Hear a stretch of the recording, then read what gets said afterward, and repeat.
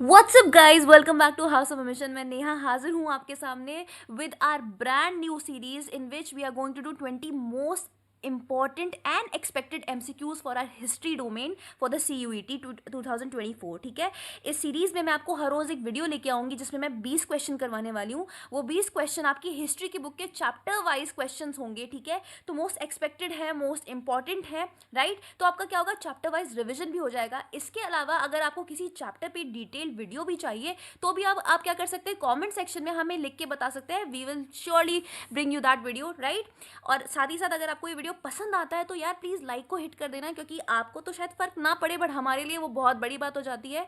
It really gives us appreciation to keep continuing the work that we are doing right now. Okay, तो without wasting any time let's move forward into the video and let's do our first question. Okay,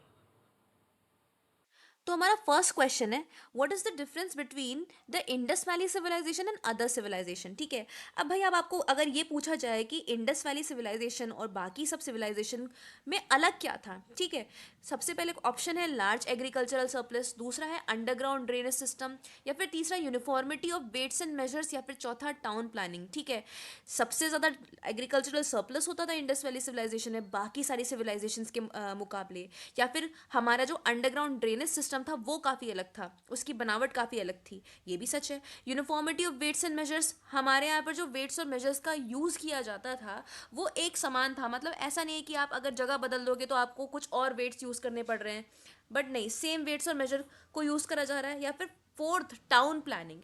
town planning एक ऐसी चीज़ थी जो कि Indus वाली civilisation को या फिर दूसरी सिविलाइजेशंस को अलग करती थी। तो इसका आंसर तो टाउन प्लानिंग है। ठीक है, क्या है इसका answer? Town planning. This was single handedly the most specific feature that differentiated Indus valley civilisation from other civilisation. ठीक है, हमारा ग्रिड सिस्टम था। ग्रिड सिस्टम जानते हैं ना आप, जिस पे क्या होता है, जो स्ट्रीट्स होती है, जो लेन्स होती है, एक दूसरे को 90 डिग्री पे काटती हैं, राइट।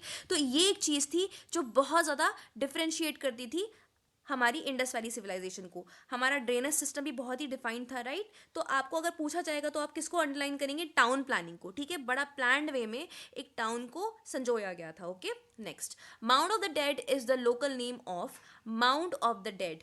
ठीक है, माउंट ऑफ द डेड जो था वो लोकल नेम था किसका?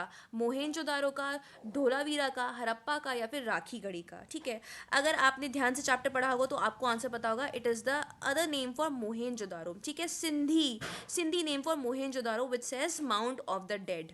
ठीक है, in Harappan civilization, exchanges were regulated by a precise system of weights which were usually made of stone called, ठीक है, जिन weights का यूज़ किया जाता था चीज़ों को नापने तोलने के लिए, वो weights किस पत्थर के बने होते थे? ठीक है, अरे भाई स्पेसिफिक पत्थर का काम होता था स्पेसिफिक चीज़ें बनाने के लिए। ठीक है, अब इन weights को बनाने के लिए भी बड़ा स्पेसिफिक पत्थर यूज़ करा गया है, उसका नाम चर्ट है, कार्नेलियन है, या फिर कोई भी नहीं है, या फिर स्टीटाइट है।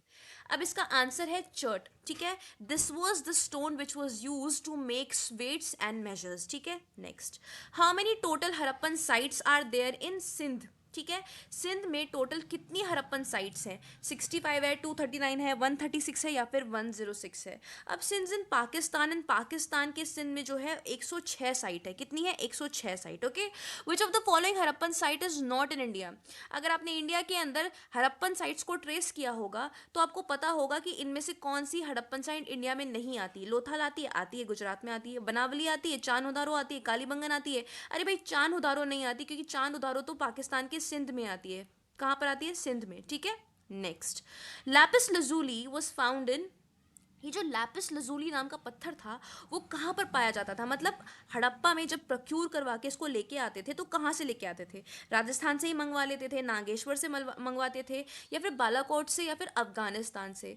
अगर हमने पढ़ा है तो हमें ये पता था कि ये सेमी प्रीशियस स्टोन था जिसको हम अफगानिस्तान से एक्सपोर्ट इम्पोर्ट किया करते थे। कहाँ से करा करते थे? अफगानिस्तान से। Okay, study of ancient plant remains is known as, अरे यार चैप्टर में ना साफ साफ इस चीज़ का जिक्र किया गया है कि एंशियंट, पुराने प्लांट के बचे कुचे रिमेन्स को की पढ़ाई को क्या कहा जाता है? Archaeo agrostology, archaeo agronomy, archaeo botany, या फिर आर्कियो साइटोलॉजी। अब अग्रोस्टोलॉजी मतलब क्या? Study of grass. तो तो ग्रास की बात तो नहीं हो रही, तो ये ऑप्शन तो कट गया। एग्रोनॉमी का मतलब क्या, क्रॉप प्रोडक्शन, फूड प्रोडक्शन की स्टडी को हम क्या कहते हैं, आर्क्यो एग्रोनॉमी, ठीक है, क्या कि किस तरह से पहले ज़माने में इसका क्रॉप का प्रोडक्शन किया जाता था, तो ये भी तो नहीं है, ठीक है। Archaeo botany is the answer, ठीक है। Archaeo botany is the field where we study the ancient remains of plant, ठीक है। आर्क्योसाइटोलॉजी, साइटोलॉजी इज बेसिकली क्या होता है, आप सेल्स की स्टडी करते हो, ठीक है, ताकि आपको आप ना डायग्नोस कर पाओ कि आखिर डिजीज है क्या भाई बंदे को, okay. Next, what is Lapis lazuli. अगर पिछला क्वेश्चन सुना होगा तो आधा तो आंसर मैंने आपको दे ही दिया है। ये एक पत्थर है, स्टोन है, ठीक है। अब स्टोन को आप क्या कह सकते हो, वेसल कह सकते हो, जेम स्टोन कह सकते हो, सील कह सकते हो, नहीं हम इसको जेम स्टोन कहेंगे। ये नीले कलर का एक जेम स्टोन हुआ करता था which was semi precious, okay. Next, which of these was worshipped by the Harappans, इनमें से किसकी पूजा करी जाती थी हरप्पा सोसाइटी के लोगों के द्वारा, ठीक है। पशुपतिनाथ, इनमें से सबकी, नेचर की या फिर गॉडेस की। हमें ये पता है कि जो हरप्पन्स थे ना वो गॉडेस की पूजा तो पक्का करते थे, ठीक है। हमने मूवी भी देखी है, हमने पढ़ा भी है कि वहाँ पर कई बार मूर्तियाँ पाई गई है गॉडेस की, ठीक है। नेचर की भी वर्शिप की जाती थी, और पशुपतिनाथ मतलब एक तरह से शिवा के एक फॉर्म की भी पूजा करी जाती थी, लिंग की पूजा भी करी जाती थी। इसीलिए आंसर क्या हो जाएगा, all of the above, right. Which region is known as the island of Bahrain, ठीक है। बहरेन के आइलैंड, इनमें से किस रीजन को कहा जाता है, ठीक है। पहले हड़प्पा के टाइम पे बहरीन को क्या कहा जाता था, दिलमुन, नोथाल, मगन या फिर मलूहा। अगर आपने पढ़ा होगा और मैप को थोड़ा सा लोकेट किया होगा देन यू विल नो कि दिलमुन को बोला जाता है island of Bahrain. Lothal is in Gujarat, इसका नाम लोथाल जैसी बस एक आर्कियोलॉजिकल साइट है, राइट। मगन यानी कि ओमान की बात हो रही है, राइट। और मलूहा हम खुद थे, ठीक है। हम क्या थे, हम खुद थे वो, okay. Next, my archaeological mission to India and Pakistan was written by R.E.M. Wheeler in. अब भाई पहले तो ये आप ये याद कर लो कि जो किताब है my archaeological mission to India and Pakistan किसके द्वारा लिखी गई है, R.E.M. व्हीलर के द्वारा लिखी गई है। बट कब लिखी गई है, 1876, 1976, 1970 या फिर 1874। The answer is 1976, okay. Next, dash is a luxury, इनमें से कौन सी ऐसी चीज है जो कि उस टाइम पे लग्जरी का एक मार्क माना जाता था। पॉट्स मेड ऑफ फेयांस, या फिर इनमें से सब कोई, कॉपर मिरर या फिर सिकल, ठीक है। तो आंसर विल बी जो पॉट्स बने होते थे फेयांस के, ठीक है। Next, who is known as the father of Indian archaeology, इनमें से किसको फादर ऑफ इंडियन आर्कियोलॉजी कहा जाता है, ठीक है। None of the above, sir John Marshall, Alexander Cunningham या फिर R.E.M. Wheeler. We all know the answer is Alexander Cunningham is known is the father of Indian archaeology, ठीक है। Dash are men and women who claim magical and healing powers as an ability to communicate with other worlds, ठीक है। ये वो आदमी और औरत होते हैं जो ये क्लेम करते हैं, दावा करते हैं कि उनके पास ऐसी मैजिकल पावर्स हैं जो कि लोगों को ठीक कर सकती है और वो दूसरी दुनिया से बात भी कर सकते हैं। ऐसे लोगों को क्या कहा जाता है, गेम्समैन, लिंगा, शमन्स या फिर कोई भी नहीं। द आंसर इज शमन्स, ठीक है। क्या कहते हैं इनको, shamans. Occupations are detected by traces of ancient material found in, ठीक है।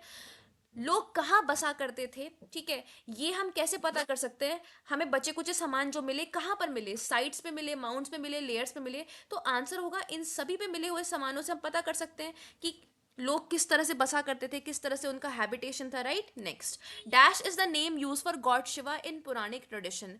पौराणिक ट्रेडिशन मतलब पुराणों में शिवा को क्या कहा जाता था, पशुपति, रुद्र, महादेव या फिर Bholenath. The answer is Rudra, ठीक है, रुद्रा कहा जाता था, okay. Next, which of the following is the timeline of Indus valley civilisation, इनमें से कौन सी टाइमलाइन है इंडस वैली सिविलाइजेशन की, मतलब किस समय से लेकर कब तक माना जाता है कि इंडस वैली सिविलाइजेशन एक्टिव थी, ठीक है। 2000 टू 1400, 2000 टू 1500, 1880 टू 1200 या फिर 2600 to 1900। The answer is 2600 to 1900, okay. Dash is a narrow alley varying from 3 to 6 feet in width, एक पतली सी गली है, ठीक है, जिसकी विथ जो है 3 से 6 मीटर जो फीट हो सकती है, नॉट मीटर, फीट हो सकती है। एक बहुत ही स्पेसिफिक एली की बात करी गई है आपके चैप्टर 1 में, ठीक है। ब्रिक बीड्स एंड बोन्स में बहुत ही स्पेसिफिक वैली की बात करी गई है जहाँ पर बहुत सारे स्केलेटन स्ट्रक्चर पाए गए, ठीक है, और उन पे मतलब चोटों के निशान भी थे। उस एली का नाम क्या है, the answer is dead man alley, ठीक है, मतलब मरे हुए लोगों की लेन, okay. Which of the following statement is correct? Copper metal was procured from South India for beads. Waste is one of the best indicator of craft work. Both B and C, या फिर there were 700 wells in Mohenjo-daro. ठीक है, जो copper metal है वो हम south India से लाते थे, ठीक है, बीड्स बनाने के लिए। या फिर जो वेस्ट मटेरियल है वो सबसे बेस्ट इंडिकेटर होता है कि किस तरह का क्राफ्ट किया जाता था। दोनों ही सही है। या फिर मोहनजोदारो में 700 वेल्स पाए गए हैं। द आंसर इज थर्ड, ठीक है, थर्ड, यानी both the above stated statements are true. Who wrote the story of Indian archaeology? ये जो स्टोरी है, ये जो किताब है, the Indian archaeology, the story of Indian archaeology, किसने लिखी है? R K Bisht, S N Roy, Rakhaldas Banerjee, या फिर Dayaram Sahni? The answer is S N Roy, ठीक है, किसने लिखी है? एस एन रॉय ने।